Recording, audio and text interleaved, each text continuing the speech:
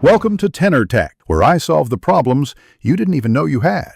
Start by confirming hardware. You can hear other apps, volume is up, and headphones are connected. Open Discord and go to User Settings, then Notifications, turn Enable Desktop Notifications and Sounds on. Next, inspect the server and channel notification overrides. You might have muted messages or switched to only at mentions. Once done, restart the app to apply settings, because many toggles require a relaunch to register with the operating system and audio routing. Now focus on how sound gets routed. Open your system sound mixer and make sure Discord isn't set to 0 or a different output. In Windows or Mac OS, verify notification permissions and microphone/audio access for Discord.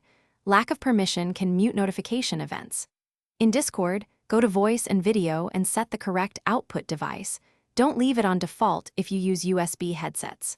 Once finished, test a message sound to ensure audio is playing through the intended device. For stubborn cases, clear Discord's cache or do a clean reinstall. This removes corrupt files that block sounds. Disable other audio apps like equalizers or virtual audio drivers, and update your audio drivers because conflicts often stop notification tones. If you still hear nothing, open Discord in a browser to isolate the client.